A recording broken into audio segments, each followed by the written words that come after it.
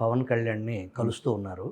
నాకున్న సమాచారం మేరకు పెమ్మసాని అభిమానిగా పవన్ కళ్యాణ్ అంటే మీరంటే బాగా ఆయనకి ఇష్టంగా మారింది. ఏంటి ఆ కెమిస్ట్రీ? అదే చెప్పేది. ఇందులో ఏంటంటే ఒకటి మనం జెన్యూన్గా ఎదుటి మనిషిలో ఉన్న గొప్పతనాన్ని మంచితనాన్ని మనం మెచ్చుకున్నప్పుడు ఆటోమేటిక్గా ఫ్రెండ్స్ అవుతారు.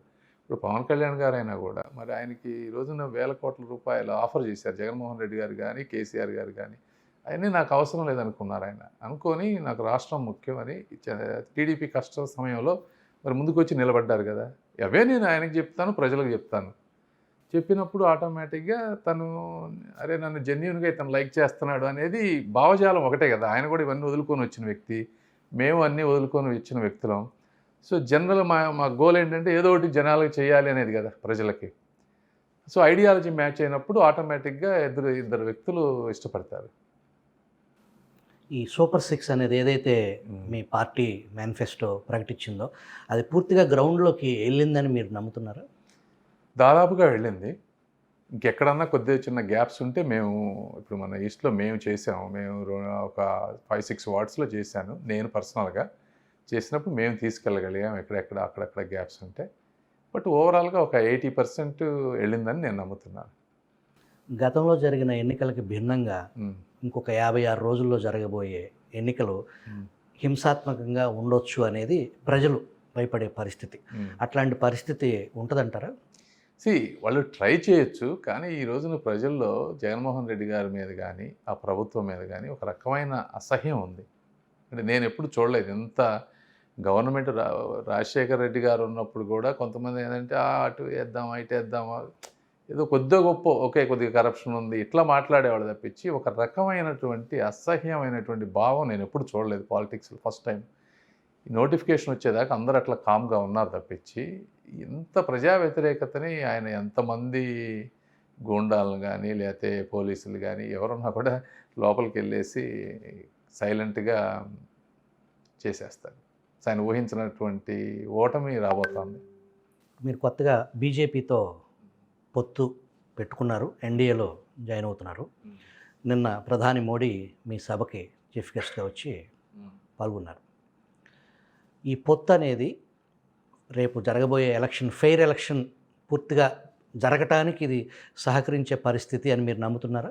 డెఫినెట్గా కదా. ఇప్పుడు బీజేపీ వాళ్ళు ఒక సెంట్రల్ మేజర్ పార్టీ, ఎవరు అవునన్నా కాదన్నా ఈరోజు రేపు Bharatiya Janata Party central government form చేయబోతోంది.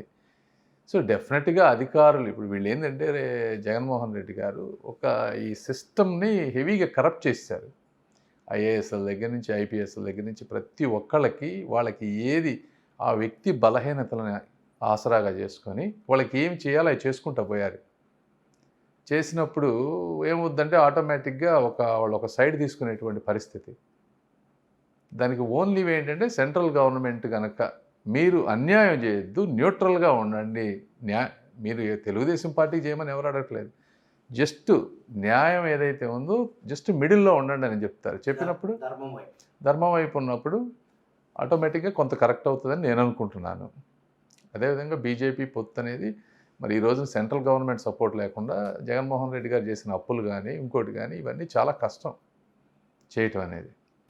బీజేపీతో పొత్తుకు ముందు ముస్లిం సామాజిక వర్గం అంతకుముందు ఎన్నడూ లేనంత ఇదిగా తెలుగుదేశం పార్టీ వైపు మొగ్గు చూపారు.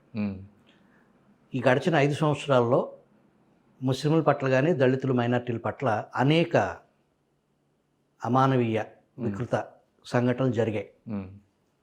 ముస్లిమ్స్ పెద్ద ఎత్తున మీ పార్టీ వైపు మొగ్గు చూపారు. ఇప్పుడు బీజేపీతో పొత్తు అనుకున్నప్పుడు సహజంగా ముస్లిమ్స్కిను బీజేపీకి విరుద్ధ భావజాలం ఉంది. మీ పార్టీ ఎలా కన్విన్స్ చేస్తుంది?